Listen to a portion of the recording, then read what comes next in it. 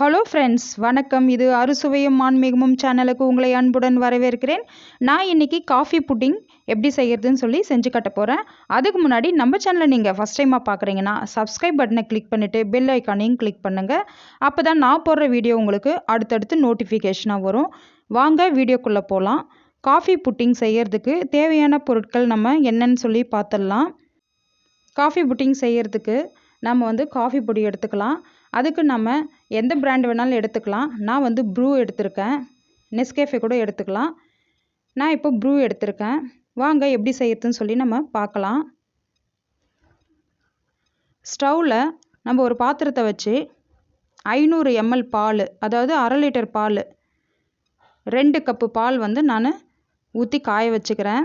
இதில் தண்ணி மிக்ஸ் பண்ணக்கூடாது. தண்ணி இல்லாத பாலாக இருக்கணும். இது நல்லா காஞ்சிட்டு இருக்கட்டும். இது காயிற கேப்பில் நம்ம காஃபி பொடியை மிக்ஸ் பண்ணிக்கலாம். 2 டேபிள் ஸ்பூன் காஃபி பொடி, 2 டேபிள் ஸ்பூன் தண்ணி விட்டு நம்ம மிக்ஸ் பண்ணிக்கலாம். நம்ம நல்லா கட்டிகள் இல்லாமல் மிக்ஸ் பண்ணிவிட்டு எடுத்து நம்ம இதை சைடில் வச்சுக்கலாம். இப்போ நம்ம அடுத்தது கார்ன்ஃப்ளவர் மாவு மிக்ஸ் பண்ண போகிறோம். கார்ன்ஃப்ளவர் மாவு 4 டேபிள் ஸ்பூன் கார்ன்ஃப்ளவர் மாவு, 4 டேபிள் ஸ்பூன் தண்ணி, அதாவது 1/4 கப்பு கார்ன்ஃப்ளவர் மாவு, 1/4 கப்பு தண்ணி. இதை நம்ம நல்லா மிக்ஸ் பண்ணிக்கலாம்.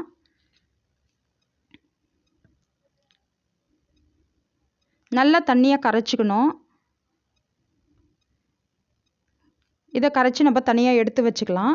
இப்போ நமக்கு பால் காஞ்சிடுச்சு. இப்போ கொதிச்சு வருது. இது கொஞ்சம் நேரம் கொதிக்கட்டும். கொதிச்சதும் நம்ம இதில் சுகர் ஆட் பண்ணணும்.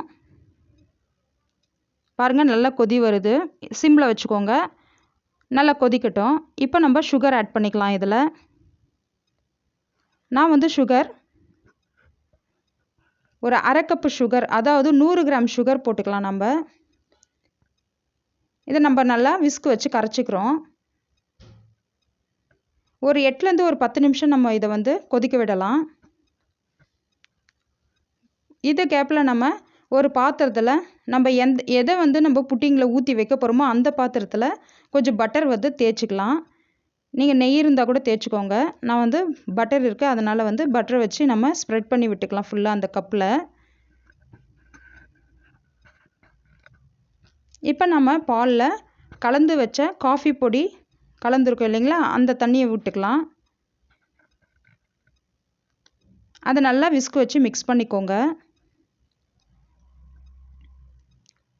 நல்லா மிக்ஸ் ஆனதும் இப்போ நம்ம கலந்து வச்ச கார்ன்ஃப்ளவர் மாவு இருக்குது இல்லைங்களா, தண்ணி விட்டு கரைச்சி வச்சுருக்கோம், அதையே நம்ம ஊற்றி மிக்ஸ் பண்ணிக்கலாம். இப்போ இது மிக்ஸ் பண்ணும்போது கட்டியாகும். அதனால் நல்லா விஸ்கு வச்சு கலந்துக்கிட்டே நீங்கள் அதை ஊற்றிக்கலாம். இப்போ நல்லா கலந்து விட்டுக்கிட்டே இருங்க, கை விடாமல். ஏன்னா இது கட்டியாகும். பாருங்கள், நல்லா கலந்தாச்சு. ஒரு 3லேருந்து 4 நிமிஷம் நம்ம கலந்து விட்டுக்கிட்டே இருக்கலாம். அது நல்லா திக்காயிடும். இந்த கன்சிஸ்டன்சி வந்ததும் நம்ம பட்டர் தடவைன அந்த கப்பில் ஊற்றி வச்சுக்கலாம். உங்களுக்கு எந்த கப்பு பிடிக்குதோ அதில் ஊற்றிக்கோங்க.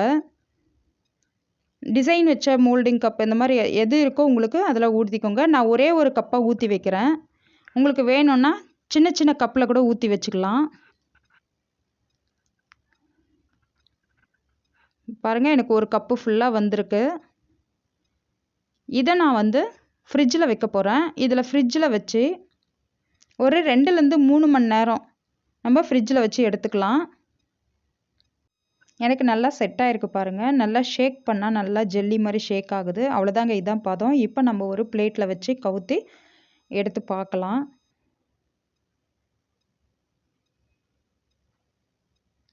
சூப்பராக வந்திருக்கு. எனக்கு காஃபி புட்டிங் ரெடி.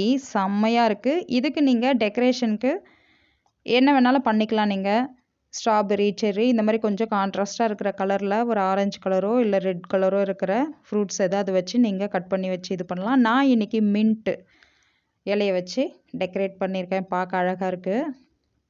அவ்வளோதாங்க, காஃபி புட்டிங் ரொம்ப ஈஸி. இதுக்கு ரொம்ப டைமும் எடுக்காது. ரொம்ப டேஸ்ட்டாகவும் இருக்கும். காஃபி லவ்வர்ஸ் எல்லாருக்குமே காஃபி புட்டிங்கும் பிடிக்கும். காஃபி மாதிரியே தான் இருக்கும், கேண்டி மாதிரி இருக்கும் டேஸ்ட்டு. வாங்க இப்போ கட் பண்ணி எப்படி இருக்குன்னு டேஸ்ட் பண்ணி பார்த்துடலாம். நான் இப்போ கட் பண்ணுறேன். பாருங்கள், நல்லா ஜெல்லி மாதிரி வருது. நான் பண்ண புட்டிங் ரொம்பவே டேஸ்டியாக இருக்குங்க. நீங்களும் இதை ட்ரை பண்ணி பாருங்கள்.